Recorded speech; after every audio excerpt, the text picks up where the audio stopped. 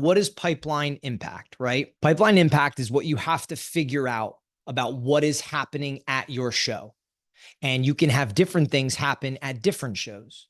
So let's run through the list of some of these things. And if I miss any, let me know, Cody.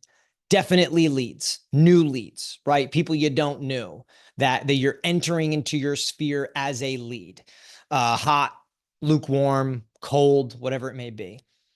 New pipeline, new opportunity, like actual opportunity where someone's like, I am interested in working with you, and an opportunity is created, right? Talking with your customers, and from those conversations and from those touch points at your event, increasing your average customer spend. That is a pipeline impact, right? You are now adding more opportunities from current customers in there.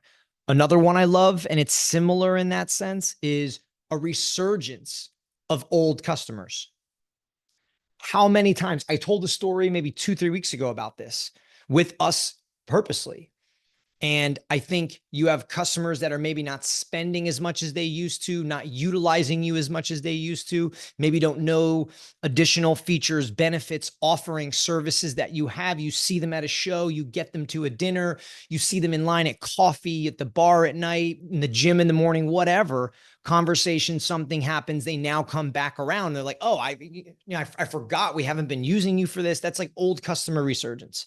Another one I love is deal acceleration, right? Are you getting in front of people that are in your pipeline? And then after that event, because you've done such a good job, those deals accelerate.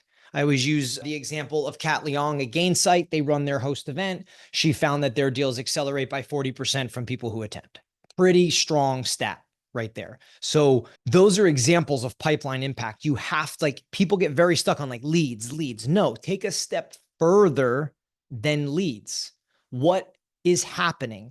Current customers, new business, deal acceleration, average sale increases. There's so many nuances and ancillary things. All those things I just listed are the reason why people love events. They're the reason why people say, they blanket, I'm networking. Oh, like I love the event, right? Because all that stuff happens. And I think pipeline impact is a big piece of understanding which is happening at your show.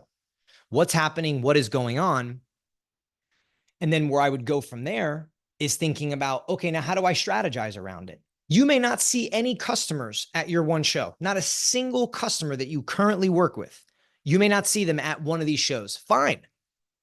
It might be all new stuff, new prospects, new opportunities, or maybe you see a ton of customers. Maybe you see both, whatever it may be, whether it's partnerships, distributor channels.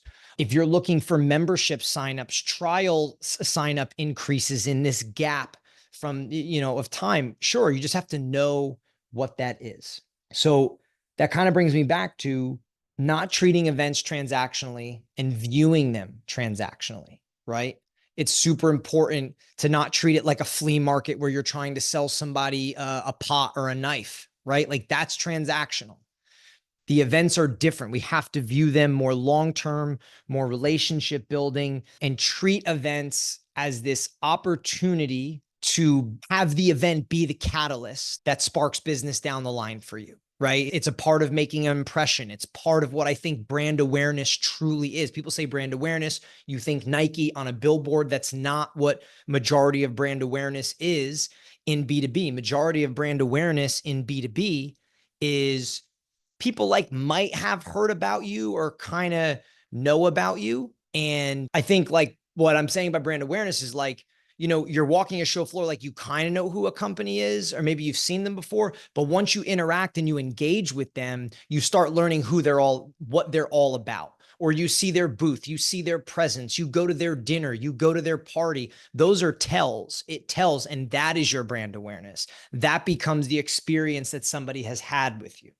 So my last point on this is events are an opportunity to build relationships. Relationships turn into pipeline and close the revenue, right? So it's not viewing it transactionally, and it's getting to the point to where you understand that your event is an opportunity to build relationships, and your event is an opportunity to be a catalyst for either a new opportunity to be like, wow, you guys are great. I'm a hot lead. Or, wow, hey, I've been a hot lead. I would love to be an opportunity. I actually have an opportunity for you right now. Okay, boom, that's new pipeline. Or a current customer, hey, I'm having these issues with your product. Well, Hey, funny enough, we have an entire conference room set up with one of our engineers to go troubleshoot this stuff. Okay, boom. Now they're right. So it's the things that kind of happen and go on.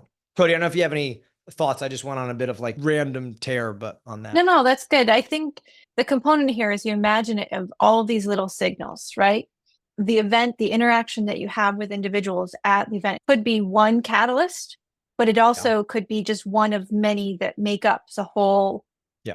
story and of your relationship with them. So tracking those, I think, is really important. It's how we build relationships. Everybody wants this, whether they believe it or not, transactional mentality. And that's fine. There is some of that there, but I think it's viewing it more in the long game. Relationships create pipeline. And honestly, you have your best shot at building a relationship with somebody face to face, one on one. It breaks down the barriers. I don't care how many Zooms you do, how many emails you exchange, how many Teams messages, Slack, whatever it may be. All that stuff is excellent. But when you get face to face, when you have breakfast, when you experience something, a hike, a keynote, a think tank session, a dinner, it's different. It just breaks down barriers, which is why events are such a good opportunity for us to network.